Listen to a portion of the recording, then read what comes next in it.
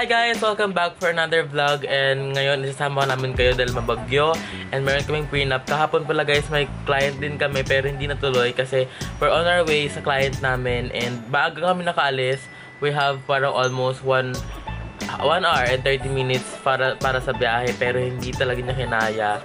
Like sobrang traffic and maraming kinlows na mga daanan kasi nga baha na daw and super traffic kaya yun. Bes, hindi rin tuloy dapat sana ngayon kaso lang nag-text ulit si ma'am na Paul itutuloy na lang daw kasi daw ngayon lang daw free yung location ng photoshoot kaya yun na-push namin ngayon. Buti na lang hindi ako nakatulog kasi I'm planning to sleep pa kanina kasi kakanood ko ng Netflix guys, napupuwet ako.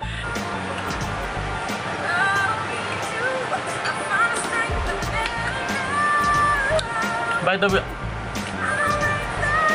the way guys, pupunta pala kami sa Palawan this coming 17 na kasi mayroon kaming wedding dyan kay Ma'am Joey Ann. Hello Ma'am Joey Ann, I'm so excited to do your makeup and yun guys, don't worry, isama ko kayo, mag-vlog ako doon and 5 days kami doon hanggang 22. Ay, di ko alam kung 5 days or 4 days lang. Basta mga ganun lang. Mag-i-stay kami sa hotel pero nakalimutan ko yung name. Pero I will update you guys kung ano yung hotel name. Guys, I will prepare muna yung mga dadalhin ko for today's gig and I will be right back later. Bye! Hi! Uy, gwapo ah! Ano mo, kamusta? I like you. So yun na guys, paalis na kami and ilalagay na lang yung mga gamit sa sasakyan para ma-ready na din. And ayan sila. Then I will update you later guys.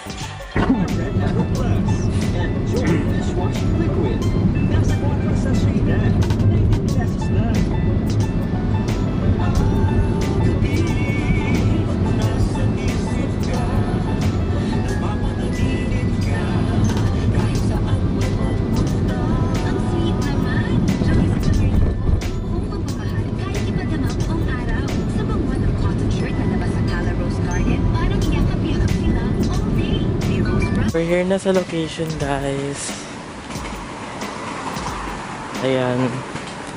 Ang hirap naman ilakad ng sapatos na to.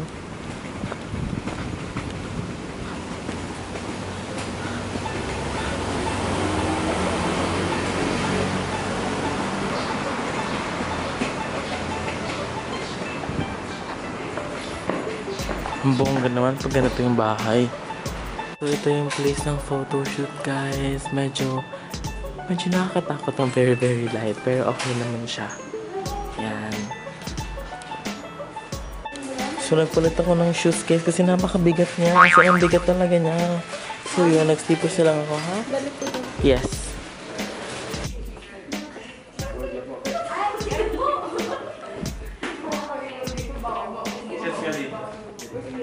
So ayan, nag-set up na si Jenny and guys, ito yung place. May something talaga dahil pagpasok mo as in. Ay naku, ayoko na bes. Ang titingin ka 1, 2, 3 go, gabi ng lagim. Ay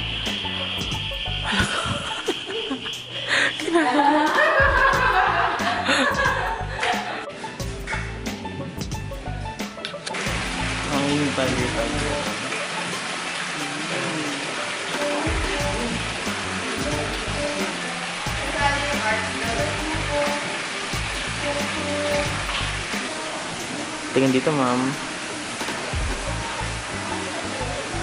So yan, we're waiting na lang for second book and tapos na yung first layout. Tapos na yung first layout ng client and yun, nag-aantay kami.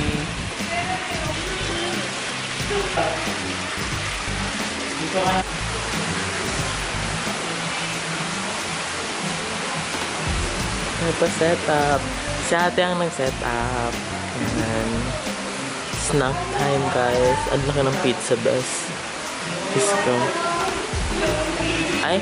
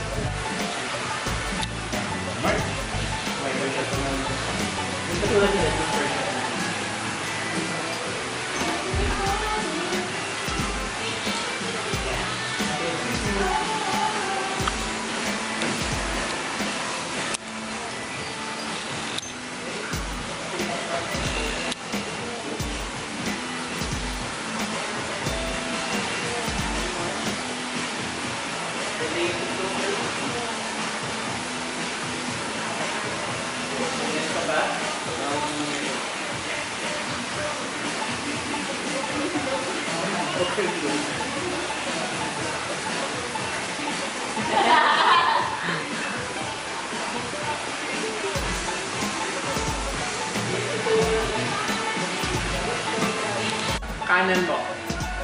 Sige pa, sige pa. Okay. Okay, tapos, Eric, siguro yung left mo na pa, one more step. Tapos, ayan guys, may pamilti si Ma'am. Bongga. Thank you so much, Ma'am. Last layout na to, and malapit na kami matapos.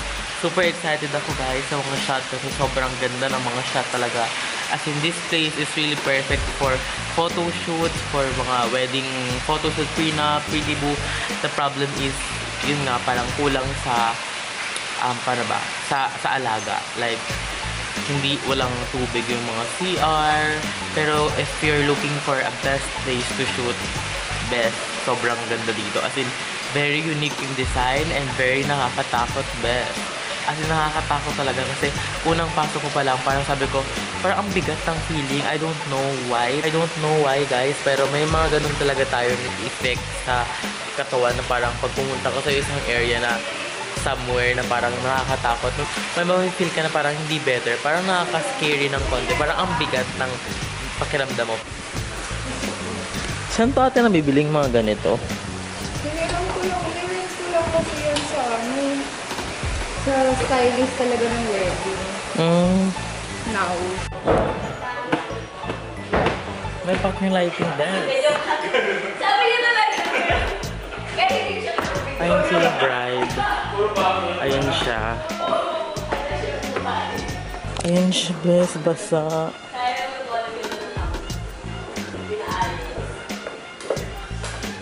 Grabe naman tong lugar na to. Parang lakas mga conjuring ah. Ay! What happened? Ayan siya guys.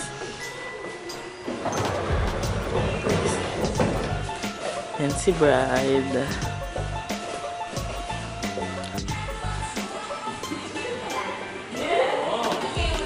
Ayan si bride guys. Tapos ito yung place. Ayan siya. Parang ito yung dinner or parang bilyaran nila or playtime, ganun. Pero ang weird talaga. Sobrang weird guys ng pagkakagawa. Very vintage yung dating. Tapos ang yan o, maraming mga maraming mga kakultuhan dyan. Ganyan-ganyan. Kakatakot, bes. Ay, scary, bes. Ayan siya. So yun, hindi ko na pinatapos yung photoshoot kasi hindi naman na daw kailangan ni bride ng mga retouch kasi last outfit niya na yun. Kaya yun, thank you so much Ma'am Sarah, and may pabaon naman. Ay,